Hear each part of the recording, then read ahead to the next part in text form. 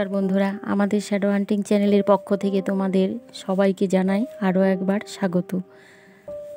আশা করি তোমরা ভালো আছো। আজকের আরও একটি নতুন গল্প তোমাদের পড়ে শোনাবো। আমার গল্প পড়া তোমাদের ভালো লাগলে চ্যানেলটি সাবস্ক্রাইব করে আমার পাশে থেকো। তো শুরু করা যাক আজকের গল্প। ভুতুড়ে চিত্রকর, লেখক সৈয়দ রেজাউল করিম। মুখরোচক খবর আর খাবার ঢেরা পেটিয়ে বলতে হয় না, রেডিও কিংবা টিভিতে বিজ্ঞাপন দিতে হয় না, কাগজে ছাপিয়ে প্রচার করতে হয় না। খবর ছড়িয়ে পড়ে আপনা আপনি, মুখে মুখে, এক কোণ থেকে আরেক কোণে আগুনের মতো দুর্বার গতিতে। সে খবরটা যদি ভূতের হয় তো কথাই নেই, একাই 100। এমনিতে ভূতের বাজার সবকালেই ভালো, বিকয়ও ভালো, কিন্তু সেই ভূতের অত্যাচারে মুড়েলোর নাভিশ্বাস ওঠার জোগাড়। চারিদিকে শুধু তাকে নিয়েই আলোচনা, ফিসফাস, গোছগাছ। শুনেছ গো, মুড়িলোর চিত্রশালায় ভূত আসে। মুড়িলো যে স্পেনের বিখ্যাত চিত্রকর, শহরের উপকণ্ঠে তার বিখ্যাত চিত্রশালা, এ কথা কার না জানা আছে। দেশের বিভিন্ন প্রান্ত থেকে হাজার হাজার ছাত্রছাত্রীরা আসে তার কাছে আঁকা শেখার জন্য। আর মুড়িলো তার সাধনার ফল উজাড় করে ঢেলে দিতেন তার ছাত্রছাত্রীদের হাতে, প্রতিদিন সকাল থেকে সন্ধে পর্যন্ত পর্যায়ক্রমে। কিন্তু ইদানিং ছাত্রছাত্রীর হার অবিশ্বাস্যভাবে কমে তলানিতে গিয়ে ঠেকেছে। ভেবে কিনারা করতে পারছিলেন না কিভাবে এর মোকাবেলা করা যায়। প্রতিদিনের মতো সেদিনও ছাত্রেরা যে যার ছবি আঁকার কাগজ, রং, তুলি সব জায়গা মতো রেখে সন্ধ্যার সময় চিত্রশালা থেকে বিদায় নিয়েছিল। পরদিন সকালে জন থমাসই প্রথম আবিষ্কার করলো ব্যাপারটা। তার আঁকা ছবিতে কে রং লাগিয়ে দিয়েছে। সেদিনের প্রথম শুরু। তারপর নিয়মিতভাবে প্রতি রাতে একই কাণ্ড। ছাত্রছাত্রীদের অসমাপ্ত কাজ কে এসে সমাপ্ত করে যায়। তার আঁকা যেমন নিখুঁত তেমন সুন্দর, ছিমছাম। দেখলে মনে হবে কোনো বিখ্যাত চিত্রকরের আঁকা চিত্র। ছাত্রেরা অবাক, মুড়িলো বিস্মিত, চিন্তিতও বটে। কার কাজ এটা? সেই থেকে শুরু হয় গুঞ্জন, ফিসফাস। ছাত্রছাত্রীদের হাত ধরে ভূতের খবর ছড়িয়ে পড়ে দেশময়। ভূতের ভয়ে ভীত পরিবার পরিজনরা তাদের ছেলেপুলেদের আটকে রাখে ঘরে। নাভিশ্বাস ওঠে মুড়িলোর চিত্রশালায়। কিন্তু ছাত্রছাত্রীর বুকে ছিল অদম্য সাহস, মনে ছিল অপ্রতিরোধ্য বল, পেশিতে ছিল অপরাজেয় শক্তি। তারা নিয়মিত আঁকা শিখতে চলে আসতো মুড়িলোর চিত্রশালায়। তাদের মনে বিশ্বাস ছিল, ভূত আর যাই করুক, অন্তত দিনের বেলায় তাদের ছায়া মারাবে না। তা বলে তাদের কাগজেও রাতে ছবি এঁকে যাবে? মুড়িলো তার নিজের হাতে বন্ধ করে দেন চিত্রশালার দরজা। তারপর পাহারাদারের কাছে চাবি রেখে তবেই বাড়ি ফেরেন। তা সত্ত্বেও কে কিভাবে তার চিত্রশালাতে ঢুকে ছবি এঁকে যায় তা মুড়িলোর মাথায় ঢোকে না। আর যেখানে কোনো ব্যাখ্যা পাওয়া যায় না, তখন গুটি গুটি পায়ে চলে আসে ভূত। বিপর্যস্ত মুড়িলো চিন্তা করে, সত্যি কি ভূতের এমন সুন্দর পরিপাটি ছিমছামভাবে ছবি আঁকতে পারে? সেই মনের সামনে খাড়া করে দেয় যুক্তির জাল।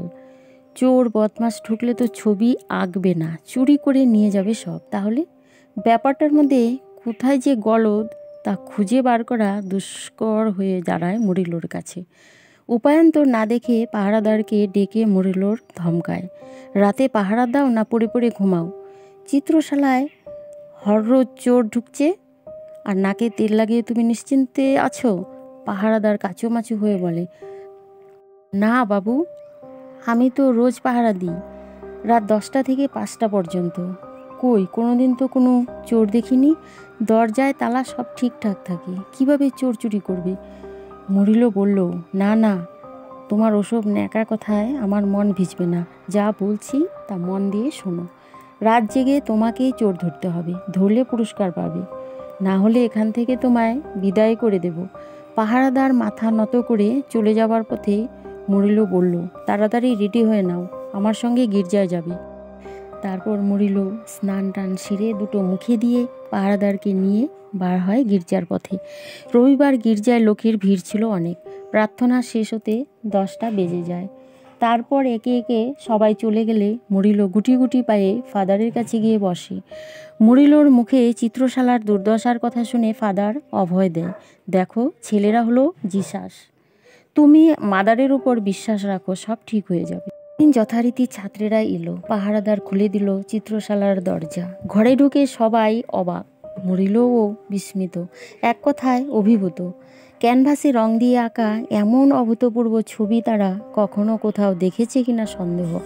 যদিও কাজটা এখনও সম্পূর্ণ হয়নি, তবুও অসম্পূর্ণ সেই ছবি পূর্ণতায় ভরপুর। মাতা মিরির এমন সুন্দর দৃষ্টিনন্দন ছবি মুরিল নিজে আঁকতে পারবে কিনা সন্দেহ। চোখের পাতায় ছড়িয়ে পড়ে বিস্ময়, মনের মধ্যে উকি মারে একটাই প্রশ্ন, কে আঁকলো এমন ছবি? মুরিলোর মতো বিখ্যাত চিত্রকরের ঘাড়ের ওপর নিঃশ্বাস ফেলতে পারে কে সে এমন চিত্রকর? চোখে আঙুল দিয়ে যে বলতে পারে আমাকে বিশ্বাস করতে পারেন?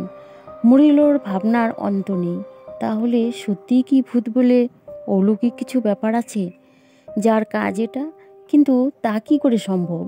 দোটানায় পড়ে যায় মুরিলো। এর একটা হেস্তনেস্ত কিছু করতে হবে। সেদিন সবার অগোচরে গভীর রাতে মুরিলোর চিত্রশালার দরজা গেল খুলে। এদিক ওদিক তাকে পাঁজর বার করা ভূতটা নিঃশব্দে ঢুকে পড়ল লম্বা ঠ্যাং বাড়িয়ে। ঘরে ঢুকেই ভিজিয়ে দিল দরজাটা। অন্ধকারাচ্ছন্ন পরিবেশ মোটেই পছন্দ নয় ভূতের।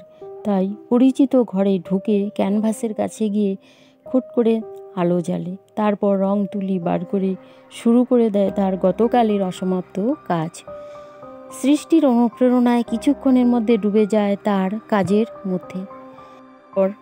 মনপটে আঁকা চিত্রের রূপ ধীরে ধীরে মূর্ত হয়ে ওঠে ক্যানভাসে। মাতা মেরির মুখে প্রশান্তি, সূর্যের মতো দীপ্তি, করুণার সাগর, চোখের তারায় আনন্দের ঝিলিক, এক এক করে সব ফুটে ওঠে রঙের ব্যবহারে। সৃষ্টি করার আনন্দে তখন যে রাত গড়িয়ে ভোর হয় সে খেয়াল আর তার ছিল না। খুটখুট আওয়াজে হঠাৎ সচকিত হয়, এপাশ ওপাশ ফিরে দেখে, নিশ্চিন্ত হয়। কিন্তু পিছন ফিরতেই ধরা পড়ে যায় ভূত। একদল ছেলের মাঝে দাঁড়িয়ে আছে মুরিলো। বিস্ময়ে অভিভূত, নিশ্চল প্রতিভার মতো স্তব্ধ সবাই। লজ্জায় ভূত তখন পালিয়ে যেতে চাইলে শক্ত হাতে মুরিলো ধরে ফেলে তার হাত। কোথায়? অনেক ক্ষতি করেছিস আমার, তো শাস্তি আজ আমি দেবই। ছাত্রদের মুখে করুণ আবেদন, স্যার ওকে ছেড়ে দিন, ওকে মুক্ত করে দিন চিরদিনের জন্য। মুরিলো বলল, কিন্তু ছাড়ার আগে তো জানতে হবে এমন কাজ সে কোথা থেকে শিখেছে। শুনতে তো হবে উপহার হিসেবে কি চায় সে আমার কাছ থেকে। মুরিলোকে প্রণাম করে করজোড়ে দেশি ভাষায় ভূত বলল, আপনি হলেন আমার শিক্ষাগুরু, কিন্তু আমি তো তোমাকে কিছু শেখাইনি।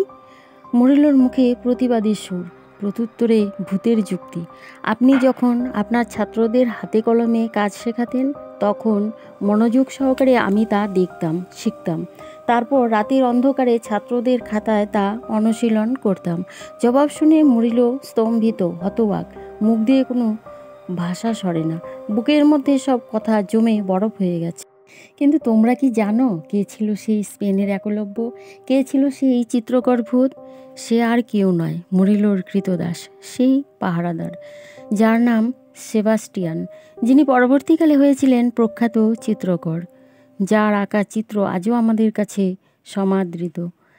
আর গুণীর প্রতি জ্ঞানীর সম্মানার্থে সেদিনই মুরিলো তাকে সসম্মানে মুক্তি দিয়েছিলেন তার কৃতদাস জীবন থেকে।